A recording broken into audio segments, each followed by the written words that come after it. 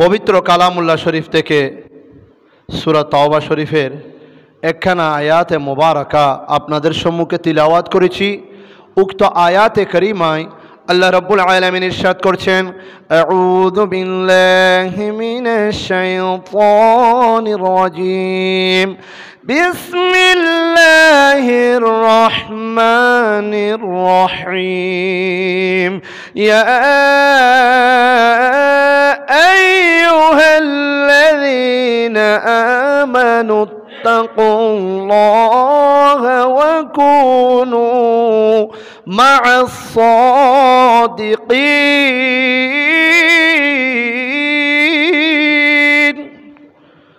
আল্লাহ রাব্বুল আলামিন ইরশাদ করেন, হে মুমিনগণ, হে ঈমানদার বান্দাগণ, তোমরা আল্লাহকে ভয় করো, তোমরা আল্লাহকে ভয় করো।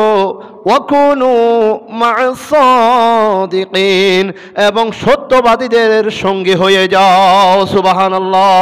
সত্যবাদীদের সাথে থাকো, সত্যবাদীদের সাথে বন্ধুত্ব করো, সত্যবাদীদের সঙ্গে হও।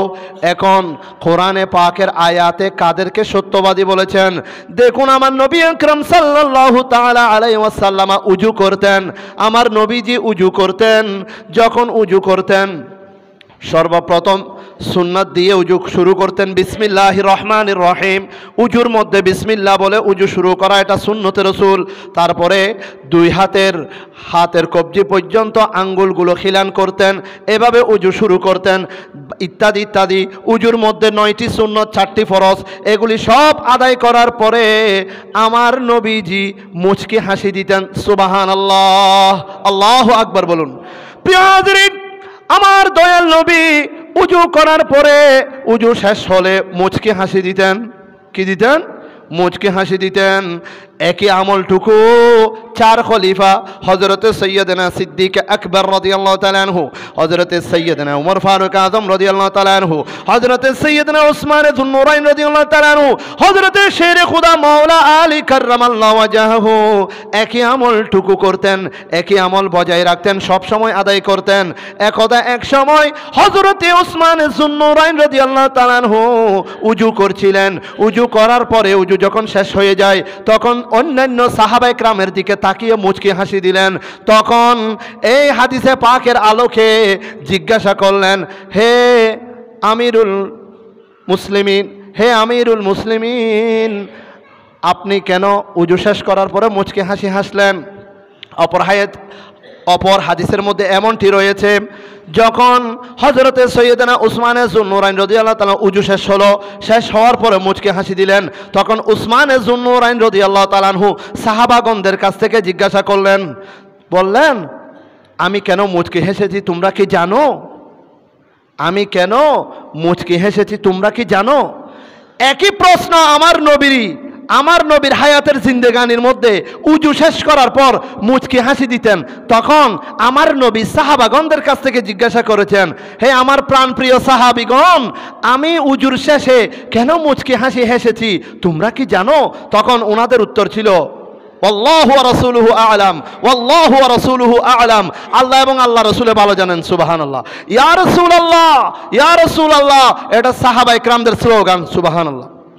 সব সময় মনে প্রাণে মহব্বত রেখে ইয়া রাসূলুল্লাহ, ইয়া শব্দটা হরফে নেদা, লিল করিব ওয়াল বাঈদ, দূরবর্তী এবং কাছে উভয়ের ক্ষেত্রে ইয়া ব্যবহার হয়।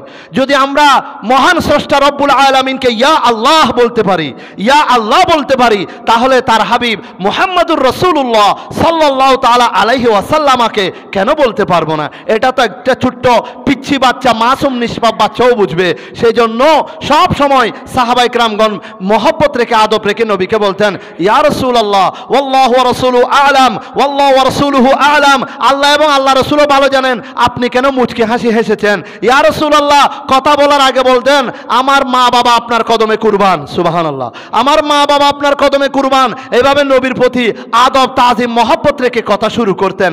এখন আমরা যখন আমাদের উস্তাদগণের সামনে যাই, আদব, এই জিনিসের আদবটা আমাদের কাছে যথাযথ থাকে না।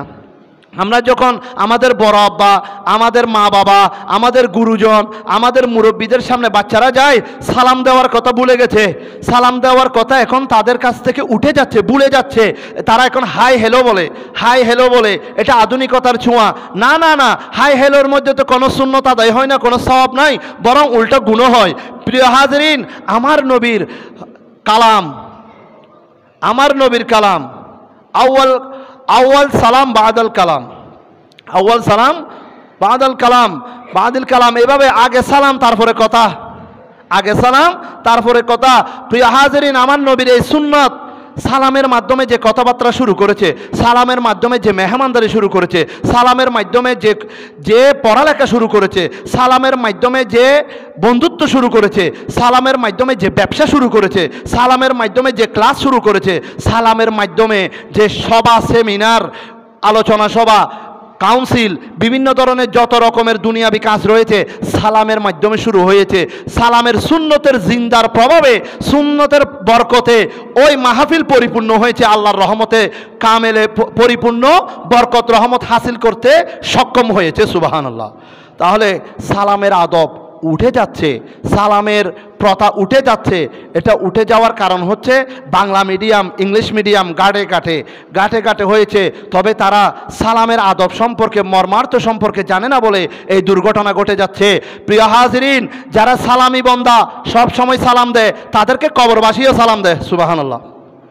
যারা সব সময় সালাম দেয়, আমি আগে ওয়াজ করেছি, ফজরের নামাজের পর রসুল আকরাম সাল্লাল্লাহু তাআলা ইসলামের একটা সাহাবীর দল বের হতেন উমর ফারুক আজম রাদিয়াল্লাহু তাআলা আনহুর নেতৃত্বে।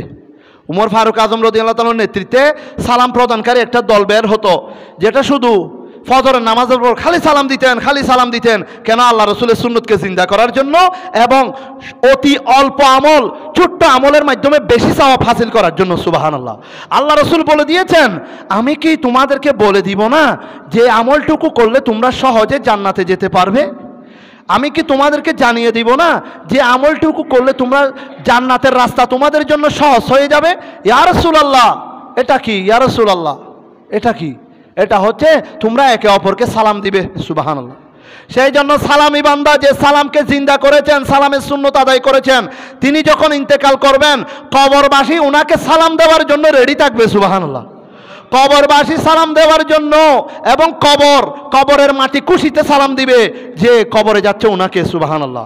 সেই জন্য আমরা চোখে দেখতে পাচ্ছি সেটা ছোট্ট কবর, যে কবরবাসী এবং কবর মুর্দাকে সালাম দিবে, সে কবরে যাওয়ার সাথে সাথে সেটা কবর তাকে বানায়, সেটা জান্নাতের বাগান হয়ে যাবে। সুবহানাল্লাহ। প্রিয় হাজরিন, লক্ষ্য করবেন আমার নবীর সুন্নতের পাওয়ার, আমার নবীর সুন্নতের ক্ষমতা। আমরা তো শুধু বলি দাড়ি রাখা সুন্নাত, নয়, দাড়ি রাখা ওয়াজিব। বিভিন্ন ফিকা ফতোয়ার কিতাবে দাড়ি রাখার সুন্নতে মুআক্কাদাও বলেছেন। সুন্নতে মুআক্কাদা মানে কি? ওয়াজিবের কাছাকাছি। সুন্নতে মুআক্কাদা মানে কি? ওয়াজিবের কাছাকাছি। মাঝখানে আরেকটা কথা বলে দিই, আমার নবী দিনে 12 রাকাত সুন্নত আদায় করতেন, সুন্নতে মুআক্কাদা। সাহাবা ইকরামগণ বলেছেন, আমরা আমার নবীর অনুসরণে দিনে 12 রাকাত, প্রত্যেক নামাজে, ফজরের নামাজের 2 রাকাত সুন্নতে মুআক্কাদা, জোহরের নামাজে আছে, আসরের নামাজের এটা সুন্নতে জায়েদা, বাকিগুলি সুন্নতে মুআক্কাদা। প্রিয় হাজরিন, এই সুন্নতগুলো 12 রাকাত সুন্নত আমার নবী সুন্নতে মুআক্কাদা আদায় করতেন। পরবর্তীতে মায়েশা সিদ্দিকা রাদিয়াল্লাহু তাআলা আনহা থেকে রওয়ায়াত হয়েছে, হযরত আবু হুরায়রা রাদিয়াল্লাহু তাআলা আনহা থেকে রওয়ায়াত হয়েছে, আমরা আমার নবীর অনুসরণে আমরা 12 রাকাত, দিনে 12 রাকাত, 5 ওয়াক্ত নামাজে 12 রাকাত সুন্নতে মুআক্কাদা রয়েছে, এগুলি আমরা নিয়মিত আদায় করতাম।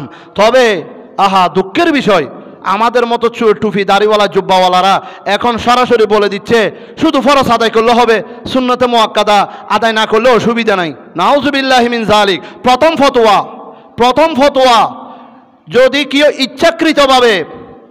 ইচ্ছাকৃতভাবে কেউ যদি সুন্নতে মুআক্কাদা ছেড়ে দেয়, ইচ্ছা করে, সুন্নতে মুআক্কাদা মানে হচ্ছে ওয়াজিবের কাছাকাছি, কেউ যদি ইচ্ছাকৃত সুন্নতে মুআক্কাদা ছেড়ে দেয় ইচ্ছাকৃতভাবে, তাহলে সে কুফরি করে কাফের। আর ইচ্ছাকৃতভাবে নয়, সময় নেই, অসুস্থ, উজর আছে, কাজ বেশি, সময় নাই, অসুস্থ, বিভিন্ন দুনিয়াবি ব্যস্ততার কারণে, অসুস্থতার কারণে যদি সুন্নতে মুআক্কাদা ছেড়ে দেয়, তাহলে ইচ্ছাকৃতভাবে না ছাড়লেও এটা আল্লাহ ক্ষমা করে দিবেন, আল্লাহ ক্ষমা করে দিবেন। তবে মাঝে মাঝে ছাড়লে, মাঝে মাঝে ছেড়ে দিলে এটা ফাসেকি। মাঝে মাঝে ছেড়ে দেওয়া এটা কি?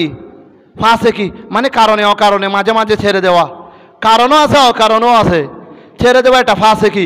তবে ইচ্ছাকৃতভাবে যে কেউ যদি সুন্নতে মুআক্কাদা তরক করে, না শুধু ফরজ পড়লে হবে, সুন্নতে মুআক্কাদা তার ধরার দরকার নাই। প্রিয় হাজিরিন, এমন লেবাসদারি আলেম বের হয়েছে যারা শুধু ফরজ পড়ার জন্য বলতেছে, সুন্নতে মুআক্কাদা ছেড়ে দিতে বলতেছে। এগুলো থেকে ঈমান আমলকে রক্ষা করুন, এগুলো থেকে ঈমান আমলকে রক্ষা করুন। উজুর ফরজ 4টি, আপনি যদি 9টি সুন্নত যদি পালন না করেন, তাহলে আপনার মনে হবে আপনি উজুও করেন নাই। সুন্নত হচ্ছে ফরজের অলংকার, সুন্নত হচ্ছে ফরজের অলংকার। আপনি যখন সুন্নত সহকারে উজু কালাম করবেন, তখন আপনার মনে হবে আপনি পরিপূর্ণভাবে উজু করেছেন। ঘুরিয়ে ফিরিয়ে একই জায়গায় আসতেছি, ঘুরে ফিরে এক জায়গায় আসতেছি, সেটা কি? সেটা হচ্ছে আমার নবী উজু কালাম করার পরে মুচকি হাসি দিতেন। এখন সাহাবায়ে কেরামরা দেখে মনে দ্বিধাদ্বন্দ্ব আসতো, সন্দেহ আসতো, ইয়া রাসূলুল্লাহ আপনি উজু শেষ করার পরে মুচকি হাসি হাসলেন কেন?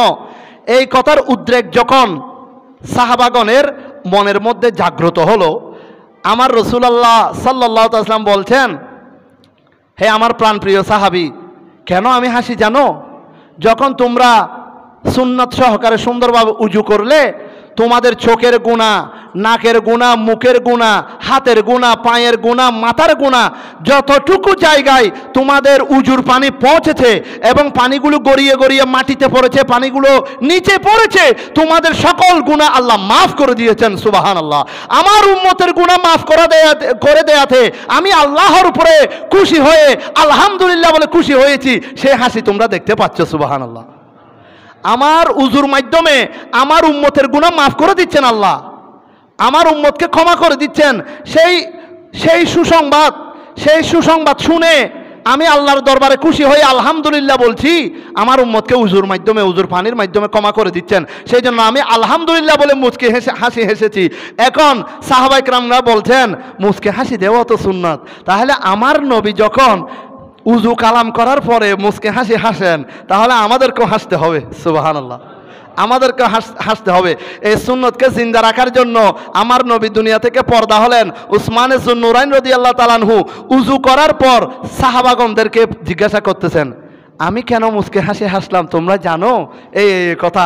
নবী উজু কালাম করার পরে মুচকি হাসি হাসতেন কেন? উজুর পানির মাধ্যমে গুনাহগুলি ঝরে যেত। সুবহানাল্লাহ। গুনাহ মাফ হয়ে যেত, সেই জন্য মুচকি হাসি হাসতেন। লাকাদ কানা লাকুম ফি রাসূলিল্লাহি উসওয়াতুন হাসানা, সেই জন্য মহান রব্বুল আলামিন কুরআনুল কারীমের মধ্যে বলে দিয়েছেন, আমার নবীর জীবন আদর্শ, আমার নবীর জীবনের আদর্শ মুমিনের জন্য উত্তম আদর্শ। সুবহানাল্লাহ। প্রিয় হাজিরিন, এই